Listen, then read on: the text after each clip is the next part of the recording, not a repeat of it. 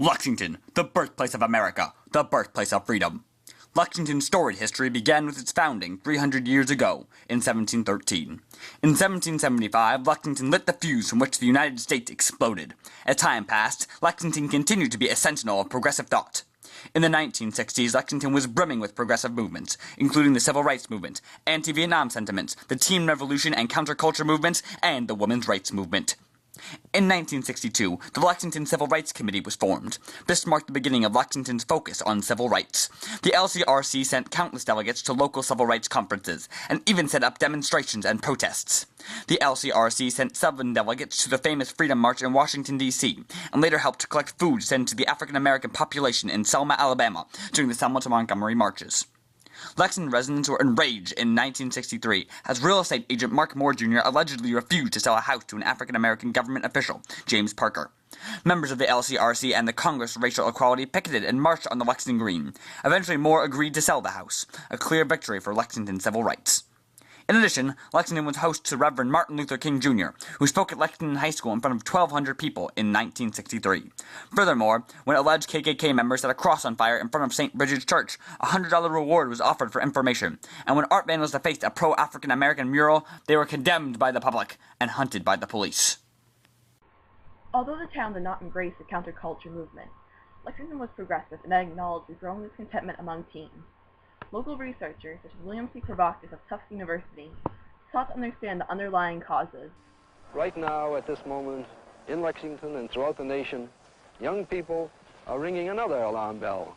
They are saying there are more of us than ever before in this crowded world.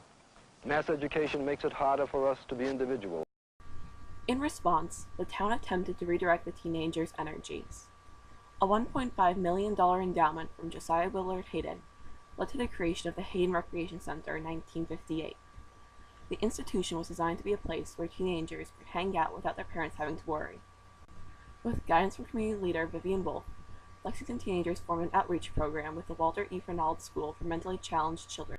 Brigham's Ice Cream had been a social hub for high schoolers. When the shop closed suddenly in the mid-1960s, many speculated that the owners had been forced to do so by local officials.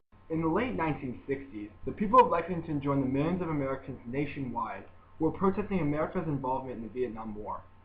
Lexington received a national spotlight in the anti-Vietnam movement when in 1971, Vietnam veteran and VVAW officer John Kerry led a group of over 450 protesters to the Lexington Battle Green to express the people of Lexington's displeasure with the dubious government information.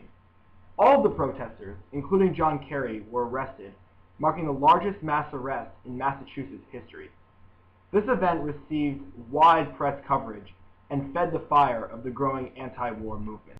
In the 1960s, the feminist movement was heavily centered in Boston, with organizations such as the Women's Liberation Movement and Bread and Roses, the first socialist women's organization, being based there. However, beginning in the 1970s, the movement spread to the suburbs. The National Organization for Women founded its Lexington chapter in 1971. In 1977, this expanded to become the Lexington area chapter, covering Lexington and some 30 nearby towns.